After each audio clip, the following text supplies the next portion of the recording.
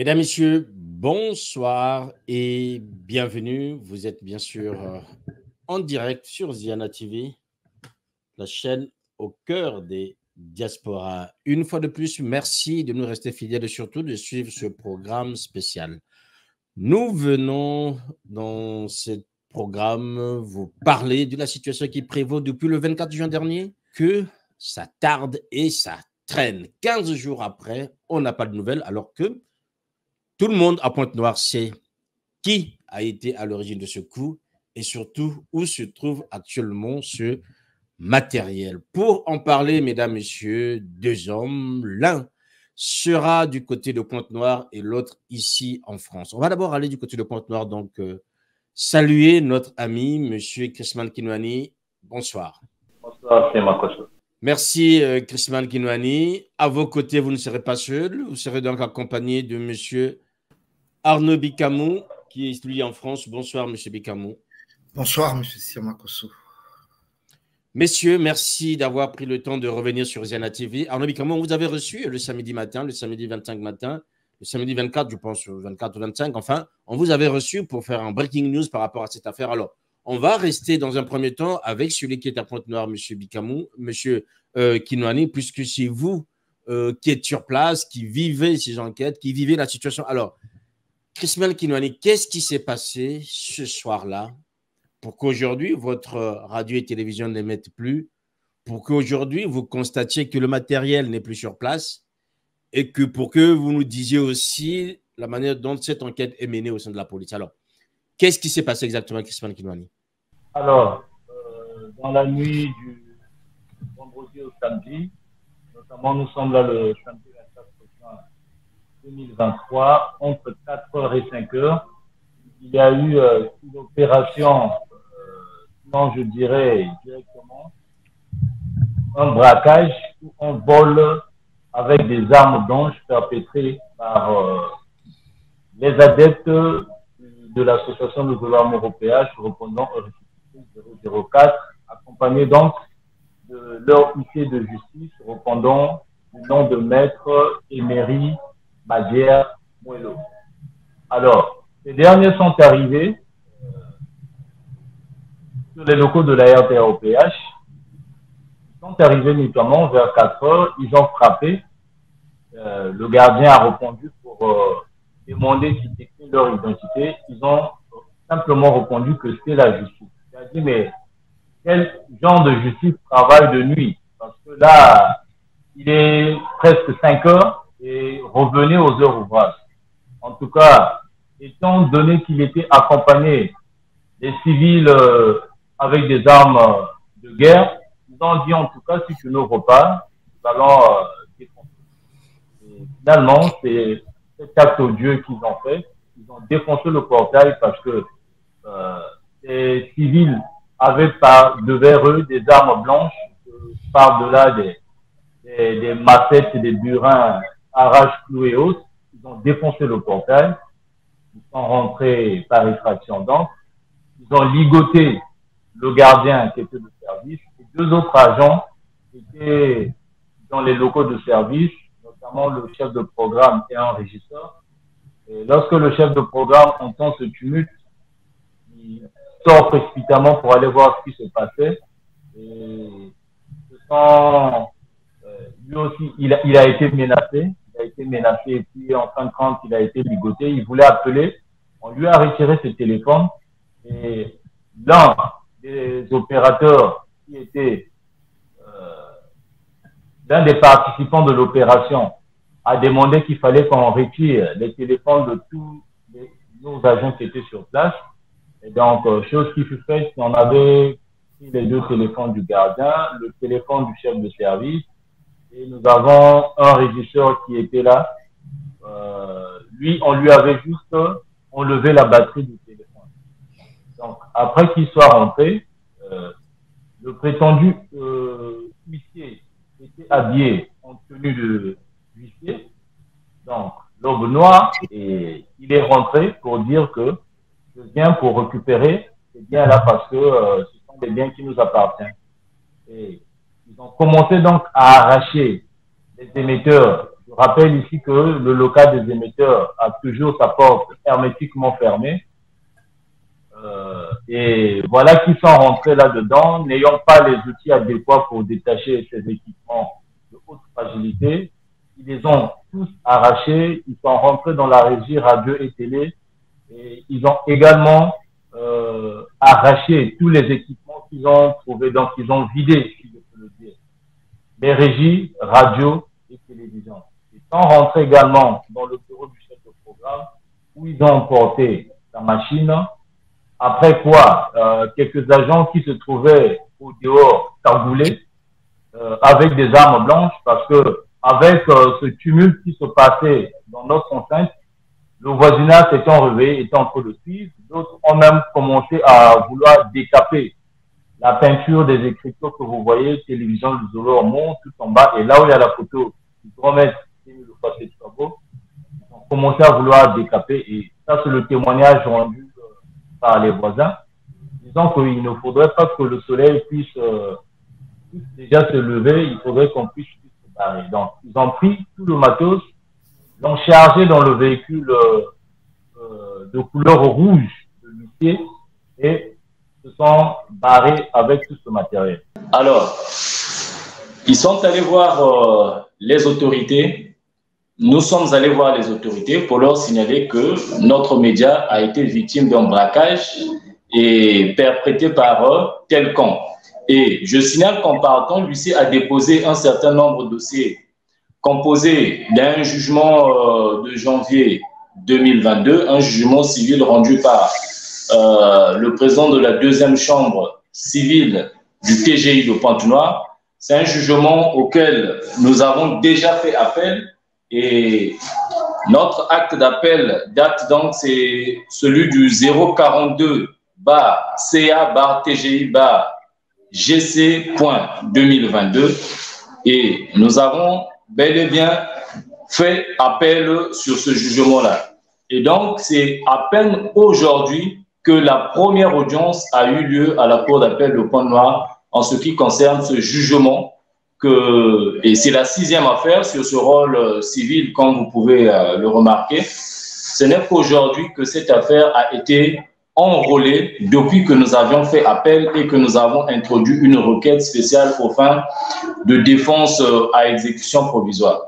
Et une fois que ce jugement-là, je rappelle par devoir d'histoire, était sorti, l'huissier agissant pour le côté 004 du nom de Moussassi Koumba, maître Moussassi Koumba, avait sollicité des réquisitions pour vouloir rentrer en possession des biens.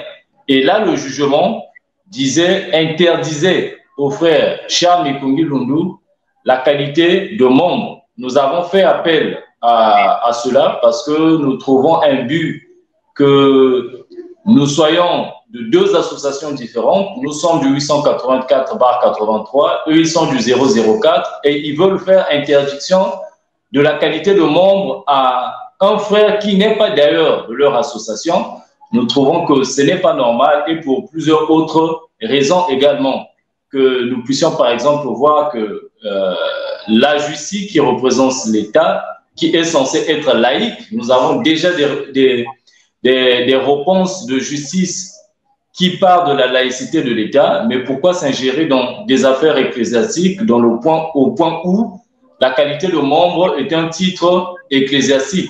Bref, loin de moi l'intention d'être un avocat ou autre, l'affaire a été enrôlée aujourd'hui à la Cour d'appel de Pointe-Noire. Donc c'est sur ce jugement-là que le tribunal, le TGI de Pointe-Noire, dans sa deuxième chambre, avait dit que le frère Charles Mikungi Lundu, n'étant plus, ayant été interdit d'user de sa qualité de membre de l'association de Zolo Européage, devait remettre tous les biens en sa possession. Alors, ces fameux biens sur lesquels il s'acharne, nous nous posons la question, qu'est-ce qui prouve si c'est la télévision? Est-ce que cette télévision est au nom de Mikungi ou est détenue par Mikungi? Donc, chose qui n'a jamais été prouvée jusqu'aujourd'hui. Mais j'ai encore bonne mémoire que nous avions présenté dans les médias et cette ordonnance a déjà été notifiée par laquelle ou l'autre côté avait sollicité la mise sous séquestre de ces biens. dont la RTA-OPH et la clinique Luzolo et autres. Et dans leur ordonnance qu'ils étaient allés solliciter auprès des autorités judiciaires de la ville de Pointe-Noire, il leur avait été dit que ce sont des biens communs. Ils ne peuvent pas demander la mise sous séquestre de ces biens-là parce que ce sont des biens qui appartiennent à une personne morale qu'est l'association Luzolo Amo OPH. Donc, dans le cas échéant, la personne compétente pour demander la mise sous séquestre de ces biens associatifs, ce n'est que le président fondateur. Et nous avons cette ordonnance qui date depuis 2019 de refus de mise sous séquestre. Nous n'étions même pas dans la procédure, mais une fois de plus, les magistrats d'une des cours de Pointe-Noire avaient su lire le droit. Donc aujourd'hui, vouloir se pointer à des heures où les huissiers ou la justice n'est pas censée travailler, nous parlons là entre 4 heures et 5 heures, et lorsqu'ils partent avec le matériel, l'huissier présente un PV de récupération de biens dans lequel l'heure était déjà mentionnée au stylo 6h30, et bien le chef de programme auquel il remet les documents lui dit mais il est 5h30 parce que nous avons des horloges au sein de notre média. Il est encore 5h30, mais là c'est écrit 6h30. Et à l'huissier de lui répondre que j'avais déjà écrit ça, préparé ça en amont et je ne peux pas surcharger le PV. Et donc, il a déposé ça comme ça. Choses, horaires mentionnées qui ne sont pas d'abord correctes pour cette opération qu'ils ont menée. Et encore, dans le même PV de récupération de biens, l'huissier semble vouloir exécuter des réquisitions datant du 26 avril 2023, alors que ces réquisitions que nous avons par devers nous ne lui a pas été adressées, avaient été adressées autrefois à l'huissier Maître Moussa Sikomba, qui date du 26 avril 2022, donc plus d'une année après. Et voyez-vous, alors que selon la loi, le code juridique a bel et bien établi une durée de validité des réquisitions qui doit varier dans un intervalle de 6 mois. Mais là, nous voyons que les réquisitions sont expirées, sont déjà au-delà d'une année et ne lui appartiennent pas, et que la loi exige que lorsque des réquisitions sont décernées, c'est au propriétaire, à la personne à qui les réquisitions ont été données, c'est à lui de les faire exécuter. Il est allé prendre chose qui ne lui appartenait pas pour faire exécuter. Et ça, c'est un comportement que nous déplorons.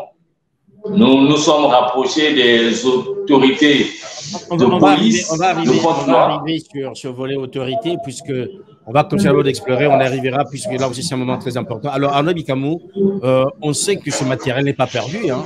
On va suivre un document et ensuite j'interviendrai, puisque aujourd'hui, tous ceux qui sont à Pointe-Noire savent à peu près où se trouve ce matériel, qui est en train de le garder aujourd'hui, et finalement la justice n'avait pas grand-chose à voir, notamment au moment où ce matériel a été pris dans vos locaux. On va suivre ce document et ensuite vous intervenez.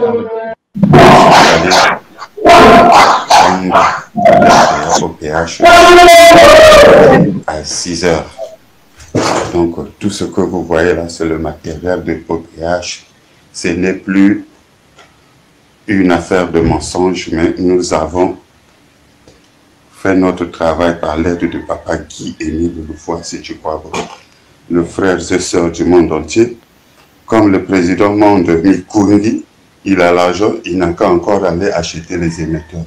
Ce que vous voyez là, ce sont les émetteurs de la radio RTA OPH.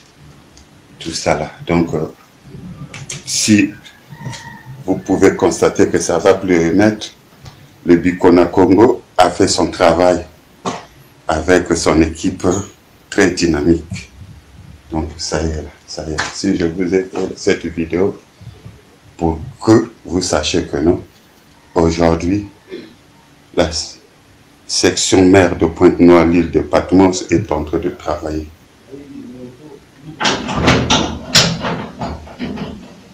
La vidéo est filmée par le frère Mayinga, avec la Christian Michel, membre confirmé de l'OPH. secrétaire chargé de l'architecture dans le bureau BKKS Pointe-Noire. Alors, Arnaud Bikamou, le matériel, on le voit, il est là, un homme donne son identité, celui qui est en train de filmer. Finalement, où est le problème? Merci, M. Sir Makosso. C'est très grave, cette histoire de braquage à la RTA-OPH. On voit bien qu'il y a eu vandalisme, acte de vandalisme. On voit bien qu'il y a eu vol à main armée. Nuitamment, donc, au petit matin, ils sont rentrés pour commettre ce forfait. On a cette vidéo qui se trouve bel et bien dans les réseaux sociaux, puisqu'il s'est identifié, il a fait le compte rendu à ses responsables. Donc, on voit la personne concernée qui reconnaît que je viens de commettre ce braquage. Et ce qui est hallucinant dans cette affaire, M. Sir Makosso, c'est que on constate encore qu'il y a des auxiliaires de justice comme cet huissier-là, M. Mouelo, qui falsifient des documents de justice. Donc, ils ne respectent pas le droit, ils bafouent le droit. Ils rentrent en complicité avec des bandes armées. On ne sait pas si c'est des bébés noirs qui ne sont envoyés par aucun commissariat. Ils se retrouvent là. Ils s'octroient le droit de casser le portail, de rentrer dans une entreprise, donc entreprise qui est considérée comme personne morale, de licoter le gardien, minoter le responsable de la production, et ils sont au nombre de plus d'une douzaine de personnes. Oui. Et donc, M. Sir Makosso, ce problème est très grave. Le monsieur dit bien que vous allez constater que la RTA-OPH ne va plus émettre. Il donne son adresse, l'île de Patmos, c'est à Mvungu, derrière le marché de Fontétier. Donc, le lieu est connu. Il donne son nom, mais il a quelque chose à la fin. Il donne son titre. Et par la suite, on voit bien que les gars qui sont partis là-bas commettre ce forfait étaient cagoulés. Il y avait un qu'on appelait lieutenant. Ils étaient armés. Et le nom de l'huissier est connu. Et jusqu'aujourd'hui, l'affaire court toujours. Jusqu'aujourd'hui, les bandits courent toujours. Et jusqu'aujourd'hui, on n'a pas de suite. Et on revient encore pour dire que nous sommes dans une situation toujours de 2 poids, 2 mesures. Tenez, M. Sir Makosso. On était en train de parler avec nos responsables il y a 2 semaines. Quand on a vécu cette histoire-là, on a dit, ben, on va faire un test pour demander aux frères et sœurs d'aller prier à notre... En Mvungu, on a une sous-section qui évolue. On va aller prier là-bas. On a fait un message aux frères et sœurs. On a dit, on va faire un test. On a envoyé un message. Les frères et sœurs étaient préparés pour aller prier. Vous savez ce qui s'est passé? C'est qu'on était convoqués à la mairie de Tchétché pour nous dire, mais ne partez pas là-bas, qu'est-ce que vous voulez partir faire là-bas? Non, tout l'ordre public, il faut éviter les problèmes, vous cherchez la bagarre. On dit, mais attendez, monsieur conseiller du maire, il était au nombre de 6. Il n'y a pas longtemps là, on est venu braquer à la RTA-OPH. Et c'est parmi la première, sinon les 2 premières chaînes de télévision qui est bien suivie à Pointe-Noire. Aucune autorité. Alors, on va revenir sur ce volet autorité. Chrisman Kinwani, vous avez porté plainte. Une enquête a été ouverte. Arnaud Bikamou le disait tout à l'heure, les hommes qui ont opéré sont connus. Là où la cachette du matériel est connue. Qu'en est-il aujourd'hui par rapport à cette enquête? Quels sont les résultats? Au moment où nous parlons, ça fait à peu près 15 jours.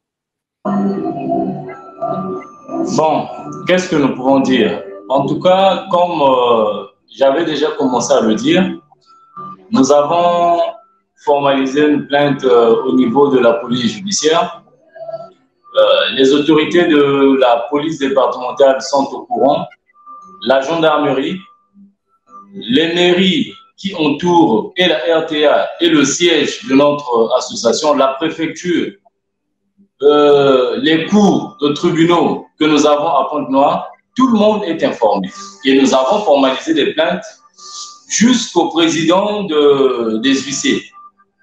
Et jusque-là, il n'y a personne qui n'a répondu à nos requêtes. Et nous sommes toujours dans cette attente-là. Certainement qui sont surchargés par plusieurs autres dossiers qui le répondront. Mais quand même, ça nous indigne aujourd'hui de savoir que pendant qu'il y a une vraie urgence, une chaîne de médias, vous vous imaginez qu'on vient vandaliser et il n'y a aucune autorité de la ville qui se lève pour dire non à cet acte de barbarie. Personne ne se lève pour ça et ça n'inquiète personne parce que est-ce que les voleurs ou les braqueurs ne sont pas connus? Si, ils sont connus. On sait là où ils prient, on sait là où ils habitent. Est-ce que l'huissier qui a exécuté ces fameuses réquisitions périmées sans qu'il ait un acte de justice en cours, que ce soit un arrêt ou un jugement, le jugement civil qui avait été rendu en leur faveur, nous avons déjà dit qu'il avait fait objet d'appel, et l'affaire vient d'être ouverte aujourd'hui, ce matin, à 9 h à la cour d'appel de Pointe-Noire. Donc, malgré que nous avons déposé... L'affaire est renvoyée au 17 juillet. Et l'affaire est renvoyée au 17. Malgré que nous leur avons donné tous ces éléments-là, il n'y a aucun responsable de l'État ou, je dirais, aucune autorité de l'État qui se lève pour aller appréhender ces braqueurs, sinon ces voleurs, et leur mettre en face de la loi. Mais toutefois que nous avons donné une fausse information pour voir l'attitude de l'État, et là nous avons compris qu'il y a une complicité harmonieuse qu'il y a là entre ceux qui nous ont braqués et les autorités, du fait qu'ils restent silencieux et que nous, ayant informé, nous n'avons pas informé, je vous rappelle les autorités, que nous irons passer la séance du dimanche d'hier au quartier Vungou dans une de nos cellules de base où les gens prient régulièrement, il n'y a jamais eu de trouble à l'ordre public. Donc, on a voulu tester pour voir est-ce que, par cette information-là, est-ce que les autorités ne nous suivent pas sur les réseaux sociaux? Si, parce que, et ceux du 004, ils nous suivent et les autorités également. Une fois que nous avons lancé le message, le lendemain, les voilà courir dans toutes les administrations jusqu'à la préfecture et on nous interpelle. Mais nous ne sommes pas des Congolais de deuxième zone. Pourquoi, devant un fait de braquage où un média a été arrêté, ni le signal télé, ni le signal radio n'émet plus, alors que la RTOPH est parmi l'une des télévisions départementales, je ne dirais pas nationales, qui émet 24 heures sur 24. Donc, depuis plus de 10 jours, la télévision et la radio, Luzolo Amo, n'émet plus. Et il n'y a aucune autorité qui lève sa voix, qui se rapproche même de nous pour savoir qu'est-ce qu'il en est, que devons-nous faire, qui a pris, si vous savez, emmenez-nous. Mais nous disons que nous avons compris le jeu. Loin de nous l'intention de leur prêter une quelconque idée de complicité, mais nous disons que par ce silence-là, nous avons compris le jeu. Sinon, s'ils ne sont pas silencieux, pourquoi cette partialité-là? Pourquoi les enquêtes? On a bien compris que ce soir vous interpellez les autorités. Arnaud Bikamo, quel est le message finalement? Quel est le message que vous voulez faire passer ce soir, non seulement aux membres de votre organisation, mais aussi aux autorités congolaises? Monsieur Sir Makosso, depuis que cette affaire, Luzolo Amour, dure, ça fait 7 ans, on a toujours signalé dans toutes les juridictions que M. Bikinu Bisombolo n'a pas le droit de faire ce qu'il est en train de faire. Il y a un défaut de qualité. Il n'a jamais reçu mandat du président fondateur. On a même un PV, un procès verbal du ministère de l'Intérieur. On a les documents de réhabilitation de notre récépissé 84-83. Alors les documents du ministère de l'Intérieur qui nous écrit noir sur blanc que cette association 004, appelée Luzolo Amour de M. Bikinou Bissombolo et M. Dimi Jacob, n'existe pas. Il n'y a pas de souche chez eux.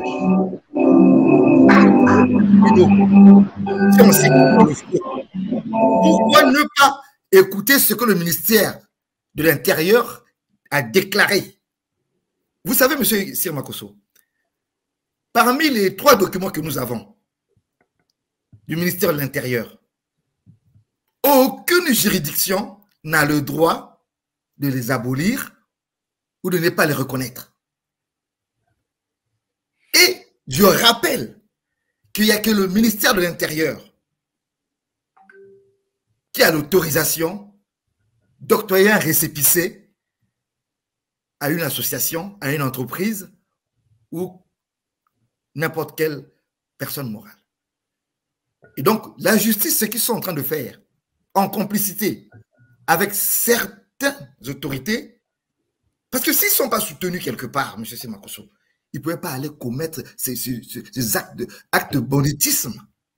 Quel est le message, Arnaud Bicamo, pour les qui vous suivent? Il y a un défaut de qualité. Oui. On ne peut pas s'asseoir 24 heures sur 24, 20 ans, 7 ans pour parler de ce problème si on sait déjà qu'ils sont dans le faux. Le message, il y a l'appel au calme. Il y a l'appel au calme. Mais hier, à Mpaka, au Mont-Harat, ils étaient plus de 10 000 frères et sœurs. Ils sont dans l'attente de ce que les autorités vont leur dire concernant cette enquête. Mais si déjà, après 10 jours, aucune autorité ne dit quelque chose, est-ce qu'ils seront toujours dans cette patience-là? Point d'interrogation. Comme vous disait le frère Kinwani, il n'y a pas des Congolais de deuxième zone. Nous respectons les autorités et c'est grâce à la gendarmerie, à la police et au CID qui maîtrisent bien ce dossier qu'il n'y a pas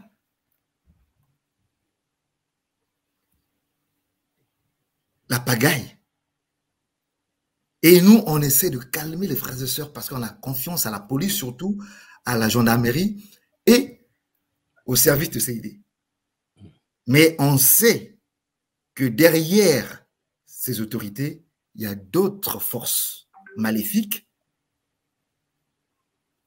qui poussent M. Bikinou Bissombolo et M. Dimi d'aller provoquer les frères et sœurs du récépissé 884-83 pour peut-être chercher à fermer le Zolo Amour un jour, alors que nous ne sommes pas ceux-là qui désobéissent, ceux-là qui veulent faire la pagaille ou ceux-là qui prétendent ne pas, encore une fois de plus, obéir aux autorités et aux lois de la République. Voilà, monsieur Simon, pour terminer, voilà. Pour terminer. Allez-y. Je vais quand même dire, M. Semakoso, depuis que ce problème existe, il n'y a jamais eu un débat de fond. Il n'y a jamais eu de plaidoirie. Pourquoi? Est-ce que vous pouvez imaginer, M. Semakoso, vendredi, il y avait une audience à Brazzaville. On dit, le Zolo Amour, donc, de notre côté, on a porté plainte. Donc, on a fait un recours sur une affaire qu'on a perdue. C'est normal. Nous sommes les appelants. Mais comme pouvez-vous imaginer, M. Semakoso, vendredi, on a un procès. Lundi, à Brazzaville, vendredi, procès à Brazzaville. Lundi, procès à Pointe-Noire. Vendredi, à Brazza. Le 17 encore, on va revenir à Pointe-Noire.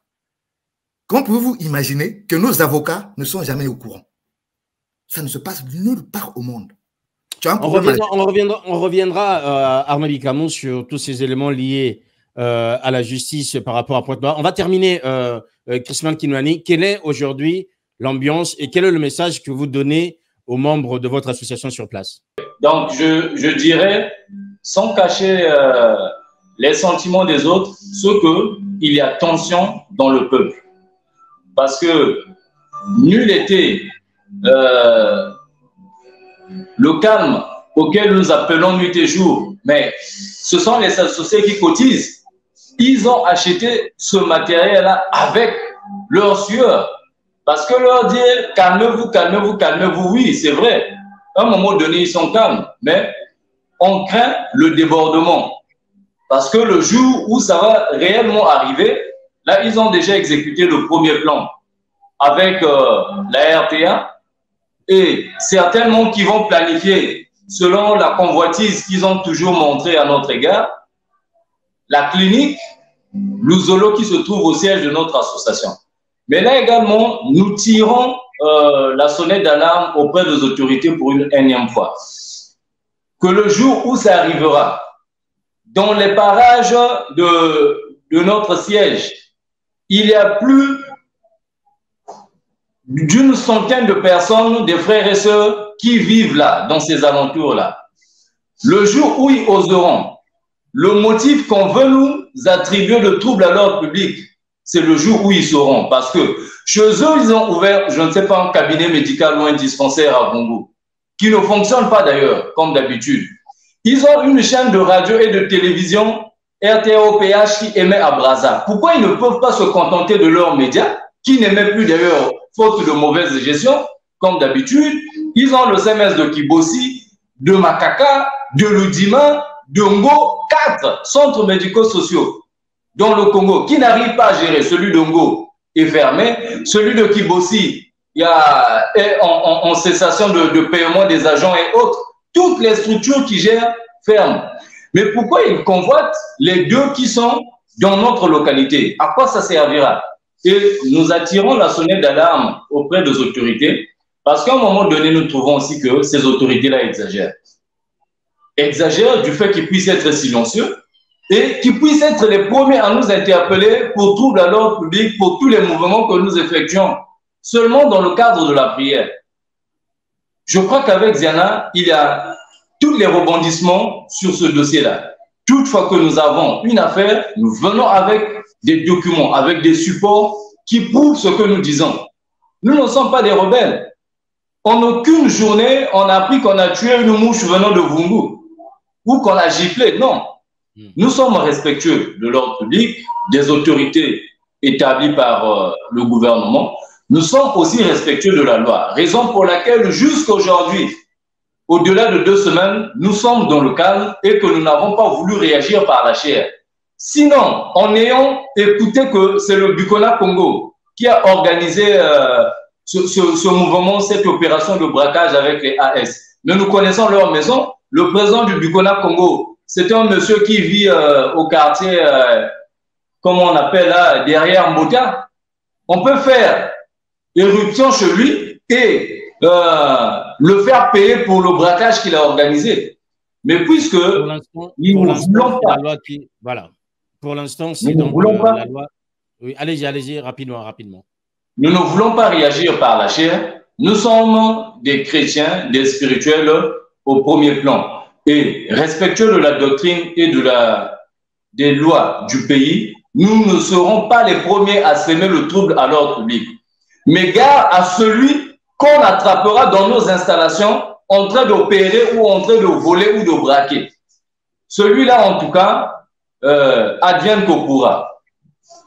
Voilà, le message est passé et nous espérons ce soir aussi que les autorités congolaises comprennent très bien l'exaspération au sein de la structure qui est la vôtre par rapport à cette situation. Je rappelle donc que depuis quasiment 10 jours, l'association Luzolo Amour RTA OPH Média n'émet plus à Pointe-Noire puisque son matériel a été braqué, confisqué par une partie de l'autre groupe de cette association et ce matériel, on sait où est-ce qu'il est, mais finalement les autorités ne font absolument rien. L'enquête continue, nous dit-il, mais toujours est-il que rien n'avance et les associés n'ont pas plus d'informations que ça. Merci, messieurs. Nous allons revenir avec vous sur cette affaire. On va suivre son déroulement et nous espérons qu'au sortir de ce programme, tout pourra se mettre en ordre afin que les personnes concernées aujourd'hui puissent être interpellées par les autorités congolaises. Merci à vous et portez-vous bien sur Ziana TV. On se retrouve dans quelques instants sur Ziana TV. À très bientôt. Au revoir.